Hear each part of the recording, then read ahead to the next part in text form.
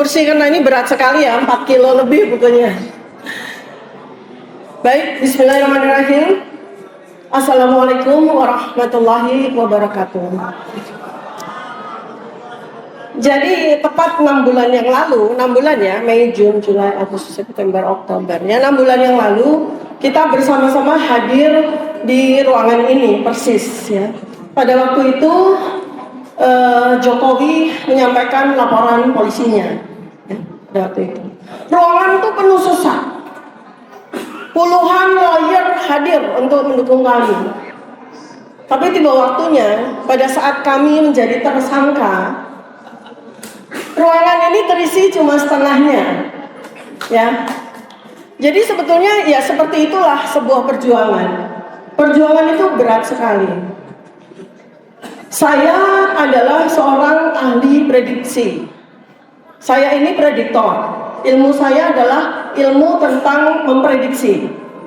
Jadi saya sudah sampaikan kepada para lawyers yang waktu itu mendampingi kami semua RRT mengenai apa yang bakal terjadi pada kasus ini.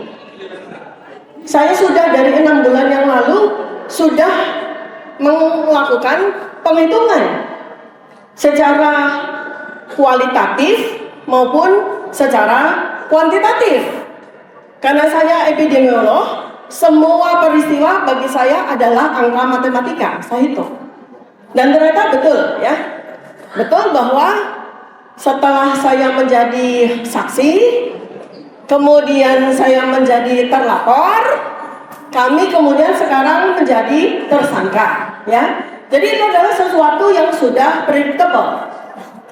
Kenapa saya bisa memasukkan hal tersebut? Kenapa saya bisa melakukan prediksi terhadap hal tersebut?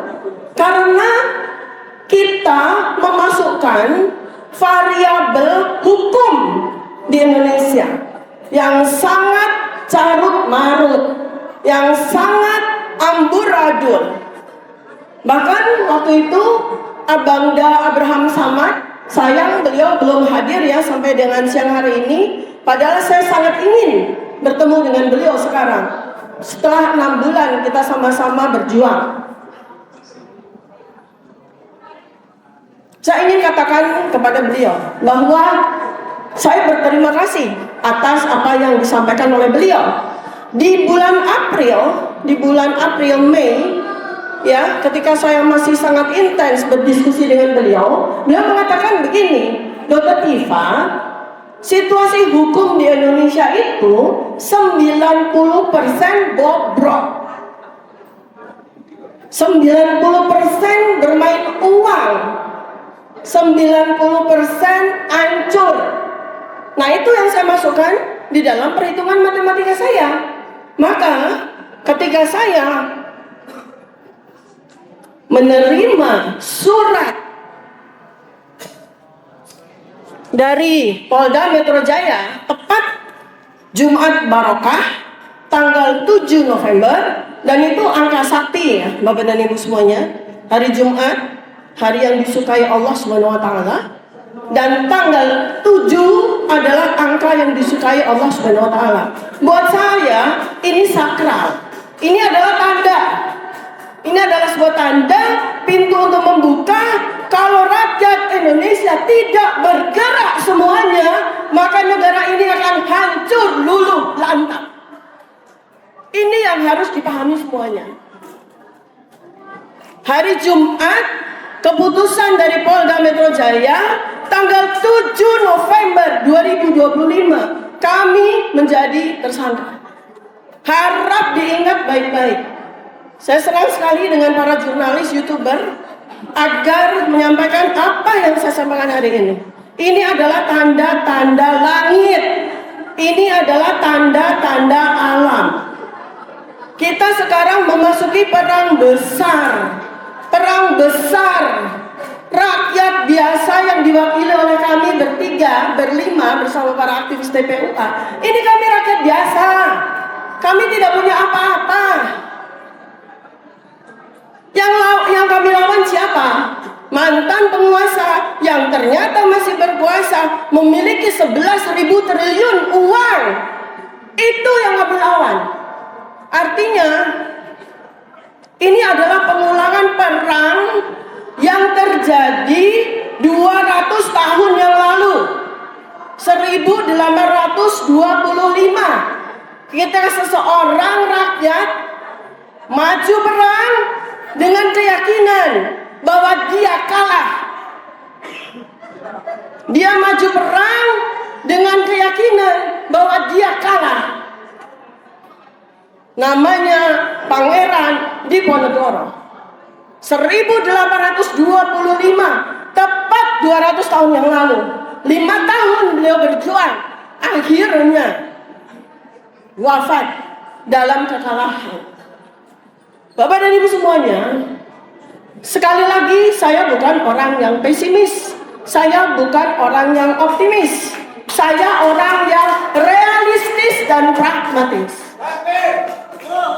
Saya bersama para kuasa hukum kami sudah mempelajari apa potensi yang kami hadapi pasca hari Kamis tanggal 13 November 2025 nanti dan seterusnya. Prediksi-prediksi masuk seperti yang sebagaimana tadi disampaikan oleh Ustadz Alfian Tanjung, sebagaimana juga yang sudah terjadi pada Pak Bambang Tri, sebagaimana yang terjadi pada Gus Nur, itu masuk semua dalam variabel penghitungan saya. Kenapa itu masuk? Karena ada 1, 2, dan 3. Saya ingatkan ya, ada 1, 2, dan 3. 1, fakta. Pasal-pasal yang dikenakan kepada kami, terutama kami bertiga ya, Roy, Rismon, dan saya sendiri Tifa, itu pasal-pasalnya supaya semua tahu ya, 4 tahun, 5 tahun, 6 tahun, 8 tahun, 12 tahun. Dan penuduhannya itu bersifat berlapis-lapis. Artinya kemungkinan kami mengalami vonis berlapis. Itu faktanya. Itu faktanya. Jadi karena kami yang akan mengalami, maka kami yang harus melakukan persiapan untuk itu. Kalau saya secara pribadi gampang. Saya masih punya utang 5 S3. Nah, berarti ketika saya di dalam, saya akan selesaikan 5 S3 itu. Kemudian habis itu kan saya cari-cari kesibukan ya. Nah, salah satu dari lawyer yang saya hire untuk menghadapi kasus ini, itu punya 11 master. Namanya Pak Ramdansyah. Nah, ini saya ketantang ya. Oke, kalau gitu saya akan 11 master plus 5 PhD. Jadi itu harus saya counting, teman-teman, Bapak dan Ibu. Harus saya hitung. Alam pikiran saya kepada 200 tahun yang lalu. Apa sih yang terjadi pada Pangeran Diponegoro? Apa sih yang terjadi pada Cut Nyak-din di dalam tahanan? Apa sih yang terjadi pada Soekarno pada masa tahanan? Apa yang dia lakukan untuk bangsa ini? Artinya pesan saya kepada Bapak dan Ibu semua, penjara, tahanan itu tidak akan pernah bisa memenjarakan jiwa yang merdeka. Penjara, tahanan tidak akan pernah bisa membebaskan hati dan otak yang merdeka. Dan Jokowi tidak punya itu semua. Mengapa dia menggunakan pasal-pasal besar ini? Ini artinya apa Bapak Ibu? Ini artinya jurus dewa mabuk. Dia sudah tidak punya pertahanan apa-apa lagi. Semua kejahatannya sudah kita belejetin di dalam buku ini. Ini kejahatannya sudah kita belejetin di buku ini, buku Jokowi White Paper. Jadi sekarang ini, mulai Kamis 13 November 2025, urusannya sudah bukan soal ijazah. Urusannya sudah bukan soal pembuktian ijazah, bukan. Tapi nanti yang kami hadapi adalah bagaimana orang jahat itu membuktikan kami melakukan ujaran kebencian. Bagaimana orang jahat itu akan mati-matian membuktikan bahwa kami melakukan hasutan. Orang jahat itu akan mati-matian membuktikan dengan segala kebohongan, dengan segala penipuan, dengan segala pemikiran biadab, membuktikan bahwa kami melakukan editing terhadap materi-materi yang ada di sosial media. Itu persoalan besarnya. Bukan lagi kita akan bertengkar, kita akan berdebat soal ijazah, selesai. Dia pun tahu bahwa soal ijazahnya udah selesai. Dan kenapa di tanggal 7 November, beberapa hari setelah Mas Roy Suryo pulang dari Sydney, itu yang bikin dia sangat ketakutan. Itulah yang membuat kami segera masuk menjadi tersangka. Apa yang ditakuti oleh Jokowi saat ini?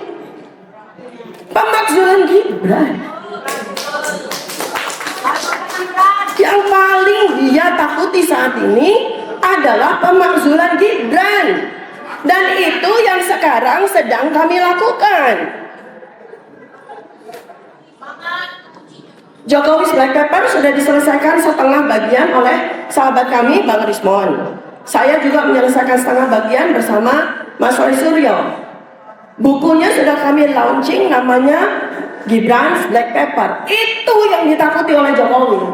Itu yang ditakuti oleh begundal-begundalnya. Itu yang ditakuti. Kenapa? Karena dengan Gibran's Black Paper, Gibran itu impeachable, layak dimakzulkan. Itu yang sudah tidak ada lagi. Maka mereka menahan kami, mereka akan memasukkan kami agar kami berhenti. Kami rencana bulan Desember 2025, bulan depan, saya, Mas Roy, sama Bang Rismon akan ke Singapura untuk melanjutkan penelitian kami, melengkapi apa yang kami tulis. Tapi begitu kami masuk sebagai tersangka, kami sudah dicekal, nggak bisa keluar negeri. Ya, dengan status tersangka kami nggak bisa keluar negeri. Itu sebetulnya salah dua dari alasan mereka.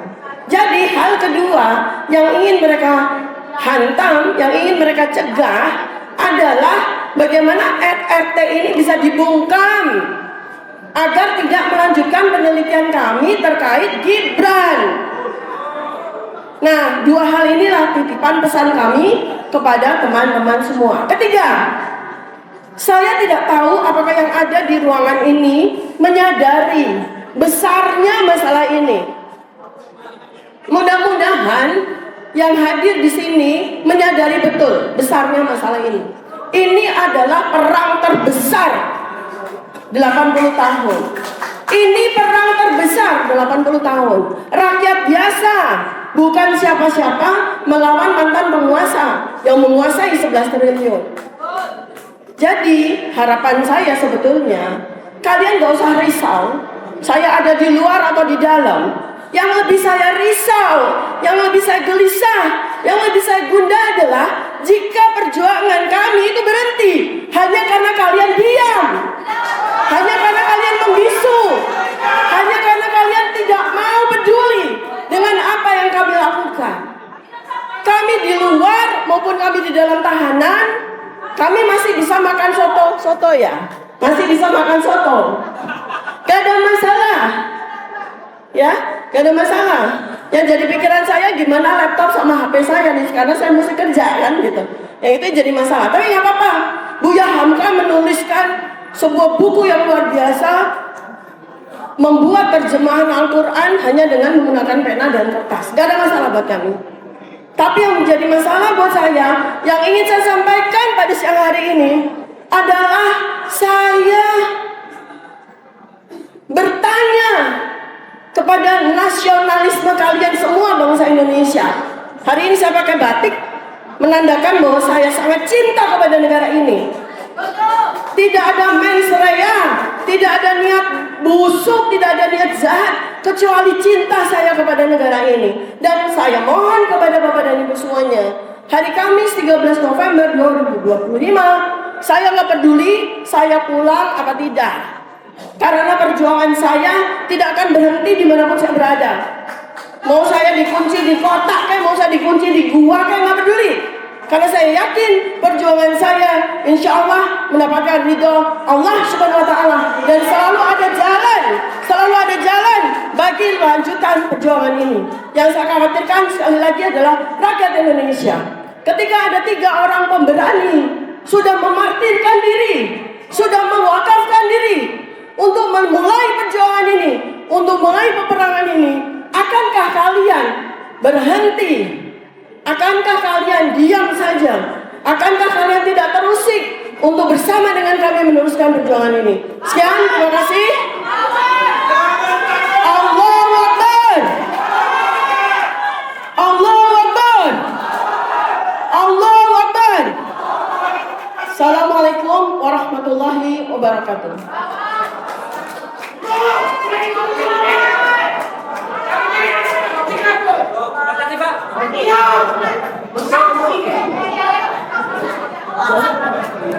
Ada ibu mendadak, Pak Rismon ke depan. Mohon ke depan.